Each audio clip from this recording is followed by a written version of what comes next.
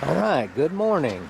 We are at January the 21st, 2023.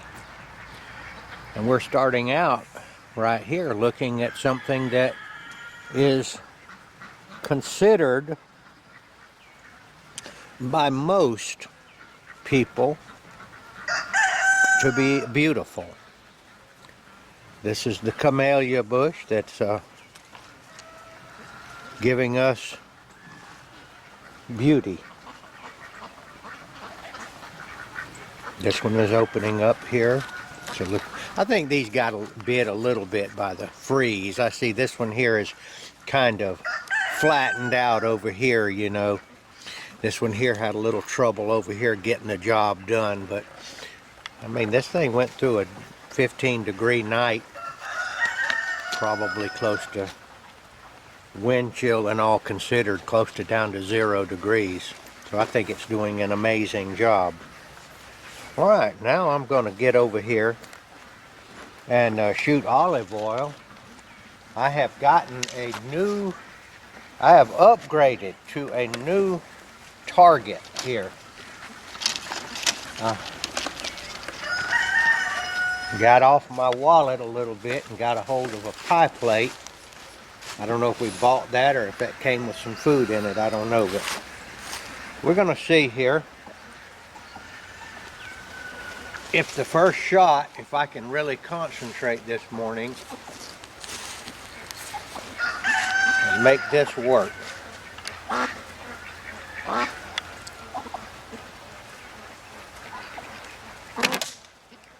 not going to brag on that too much, but I guess you know the larger the target, the harder you are at concentrating on the smaller points.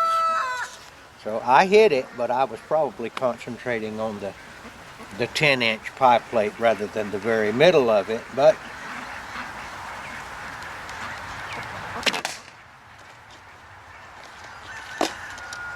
I noticed since I've changed my draw to this down lower, more natural draw, floating draw, that I am consistently shooting to the left a little bit.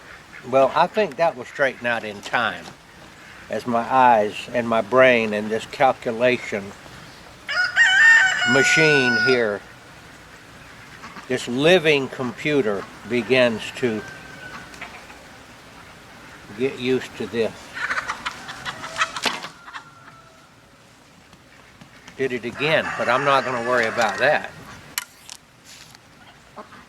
To my eye, I'm looking at the middle of this pie plate. I'm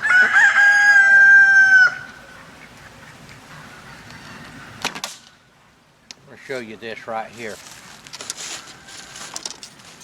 Now, I'm aiming at the middle of the pie plate to my way of thinking, but look where the grouping is. Okay, the grouping is right here rather than over here. Well, that's nothing to worry about right now because I just changed to this not much more than a week ago, to this new, to me it's new. I've been watching this guy, I wish I could tell you who he is, that's shooting a bow on YouTube, and he's showing all the different ways of drawing. Some of them are down here, the chest. This one here, he says at the neck, I'll say. Some of them up here, all kind of different ways, in all kind of different cultures. I like this because it's really this. Here, it's just so natural right here. You don't go up, you don't, if you want to shoot higher, both arms go up. You want to shoot lower, both arms go down. One goes down and one pops up. I enjoyed that. Making that group right there. My finger, if anybody wonders, is coming right along. That's what it looks like right now. Let's put it up against my jacket where it won't focus on the ground. That thing right there gave me a great deal of blood and a great deal of trouble, but it's coming right along. I want to show you my thumb too. that where I hit it with the crossbow. This thing here is still tender and all, and I don't know when I feel it. I believe I possibly will lose a little piece of it. You know, it's quite hard. I don't have much feeling in it, but I'm curious what God will do with that, what his miraculous healing system will eventually do with that. I'm not worried about that. Thank God I didn't lose my whole thumb. I can still use it quite well. So back to the shooting.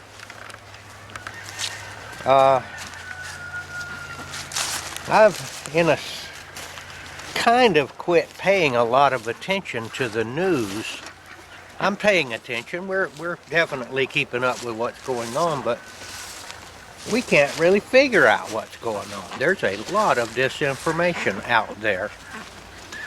And I'm paying attention, but I just don't know which is true and which is not. I do believe something big is going on. Are people being arrested, as we hear on some of the YouTube stations or channels? We watch Gateway Pundit. We tune into that on YouTube or on the computer and see what they have to say, their headlines. And we watch another one that's, you might say, a conspiracy type channel. It's called Real Raw News. I listen to it and I say, maybe that's happening, maybe it's not happening. They're saying that people are being executed for treason.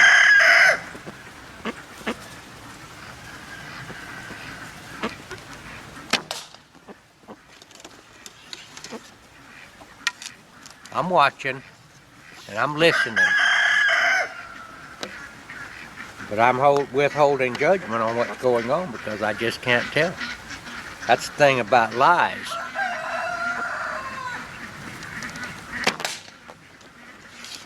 I've started out again, shooting it to the left. I don't care. My brain will make the calculation.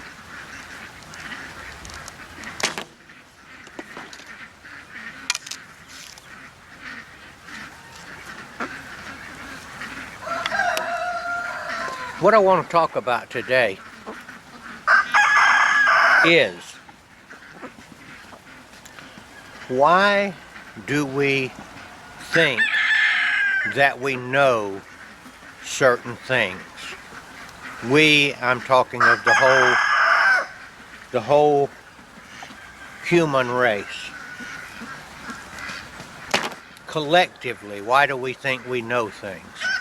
When I've told you before on my other talks, I believe the truth is that we don't know anything for certain. But yet that concept is so foreign to most people that they just can't grasp it. You mean we don't know? We don't know the nature of the universe? Well, yes, we know. This is what people think. We learned that in school. The planets are revolving around the Earth is revolving. I forgot which way it is. The sun is doing this and that. The galaxies are out there billions of light years away. The speed of light is whatever it is, 193,000 miles per second. I forgot what the speed of light is supposed to. Do we know that? Well, we think we know that. Now I'm going to ask you something. Have you ever measured the speed of light? The speed of light is so, according to what we've been taught, so fast that we cannot calculate it. Do we know that the stars are a certain number of light years away? Do we know another biggie, I'll call it a biggie, is that we came from apes? Do I look like an ape to you? Leave a comment if you like. Did I come from an ape? From an ape? Did you come from an ape?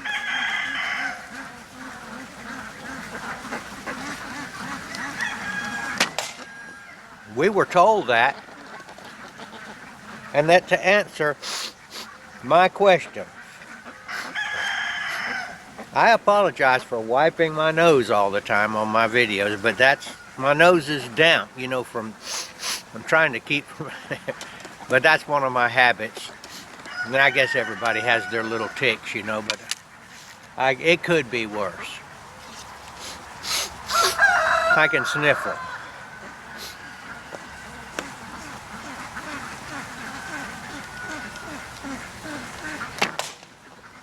Not a very tight group, but it's another one.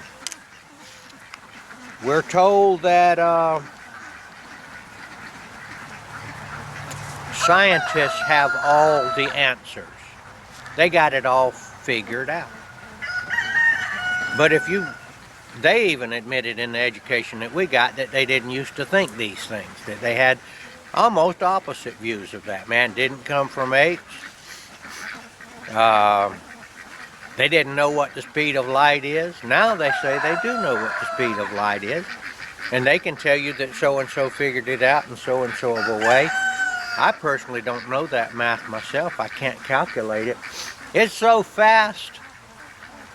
Is it just possible that light actually has no speed? To me it's possible because I don't know anything for certain. Maybe light doesn't actually go 186,000 miles per second. Maybe light actually is instantaneous. You know, in the Bible it says God said, "Let there be light." Well, if he was a long way away, did we have to wait for it to get wherever he said, "Let there be light" at?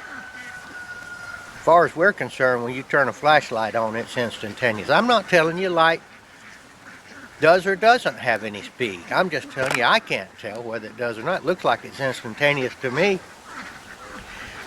And it looks to me like we didn't come from apes. It looks to me like apes are apes and we're people. That's what it looks like to me. I can't tell you which is true because I can't figure it out. Back to the original question.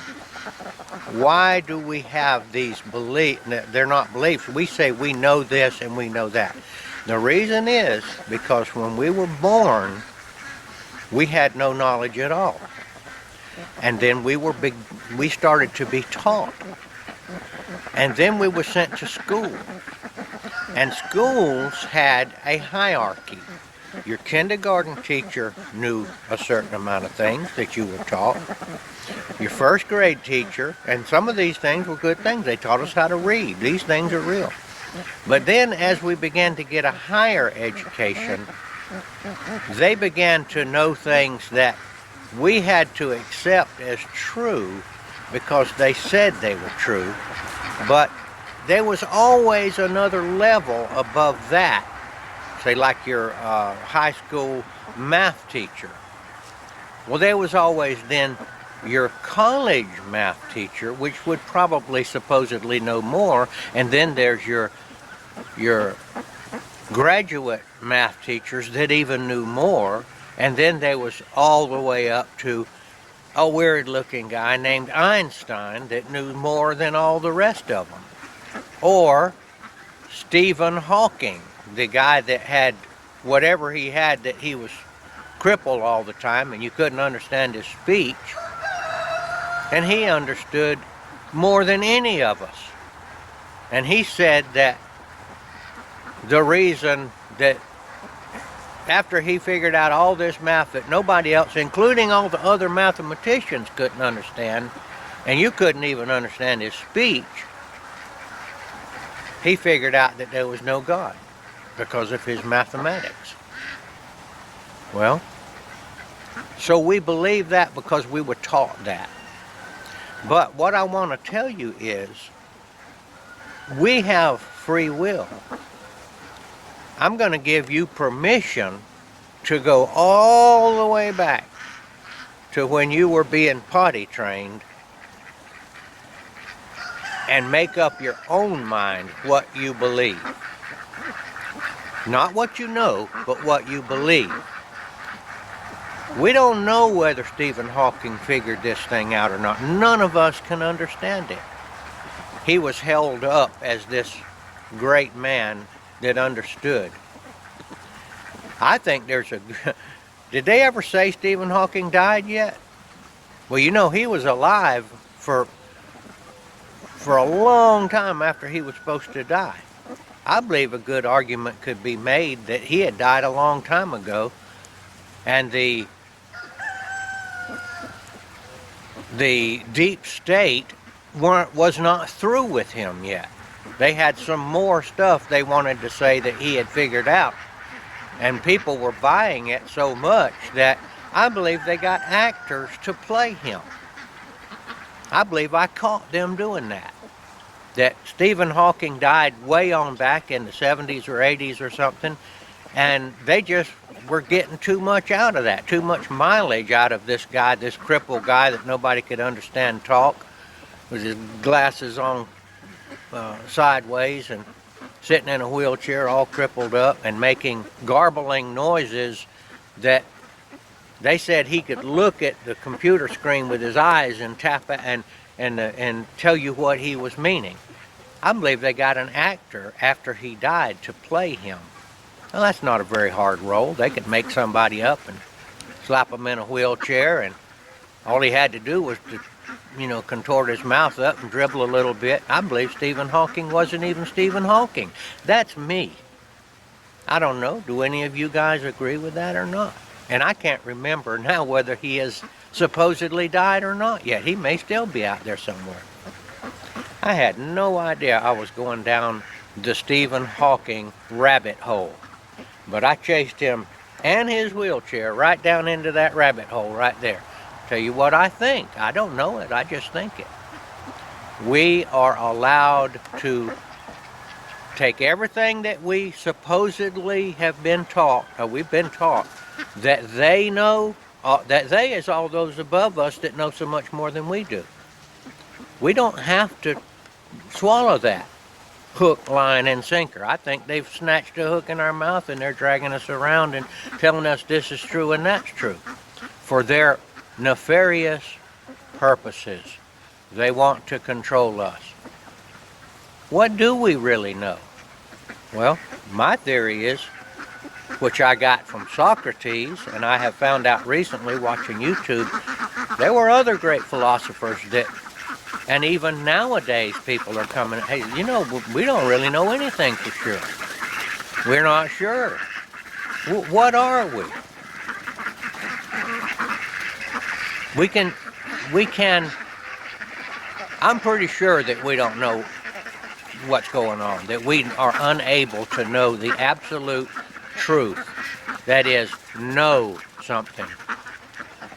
Okay, so what are we supposed to do? We don't know anything? We're just supposed to fall on the ground and dry up and die? No. We look at the world around us. We listen, whatever our mental ability is. Whether we are autistic and can barely think, we still can think some. Whether we're a middle intellectual or whether we're the highest intellectual out there. We look at the world around us, we take in all of the information that we can take in, we use our brain to calculate, knowing that we don't know the absolute truth. We can't. And then we make a decision. Okay? As the famous poet wrote, you come to a path in the woods and there's two trails. One this way, I'll say, heavily used, and the other one that's less used. You have to make up your mind. Which way are you going to go? This is one of the big trails that we come down in our life. Everybody's faced with it if they've got a spark of thinking ability. The trail we're on, it splits. Is there a God? Or is there not a God? We can't know either the answer to that absolutely. But why were we given a brain? We're not going to be able to know it. Figure it out for yourself. Which one seems more reasonable to you? Which one you choose the path. When you get into a path in the woods and you see two trails, one this way and one this way, you don't know what's at the end of either one of them. And we don't know what's at the end of this. We're to pick which one seems right. Are we going to pick a trail that says there's no God? That this is all an accident? That some kind of a lightning storm struck a pond full of slime and some kind of little creature crawled out and became alive and then figured out how to divide into male and female and then just went on and on and on and became apes, and here we are. Are we going to believe that? I think that's a lie. I didn't say I know it's a lie. I said I think that's a lie. Are we going to go over here to that trail that says there's a good God out there that created us with the purpose that we would eventually live on after we get out of this fleshly existence? Those are our choices right there. Now you might say, okay, I'll take the middle trail. There ain't no trail there. It's a tree in your way. You can't take that. And that middle trail is, I'm going to just say, I'm a agnostic, or I'm an atheist. I'm not even sure about what those words. Those aren't our choices. Now, the same thing goes with Yeshua, the Messiah, otherwise known as Jesus Christ. That trail there, we heard about him. Came down to earth, taught us the difference between right and wrong, told us that we would be much better off and happier if we would put down our evil deeds and our bad ways and our self-centered righteousness, our self-righteousness, and follow him into paradise. Then the other trail is the other guy, Beelzebub, the Satan. He says there is no God. You need to kill babies. That's going to make you happy. That's what you're going to worship. You need to treat people badly. You need to accumulate a bunch of money and get power over people. That's where your power, that's where your happiness is going to be. Those are our two choices. There's not a middle choice. Jesus said it himself. You're either with me or you're against me. You can't run into the tree that's in the middle. It's one or the other. Do you want to? Surely you know by now that those things aren't good, that those self-centeredness is not going to bring happiness. We've all tried it. We've tried it. It's no good.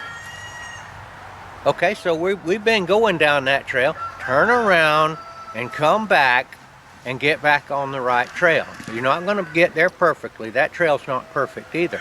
But it ends up leading to perfection. You're still going to, it's going to be up and down on there. The old devil's going to be out there lurking around in the woods trying to get you to turn around and trying to get, lie to you some more and make you think that this is the way.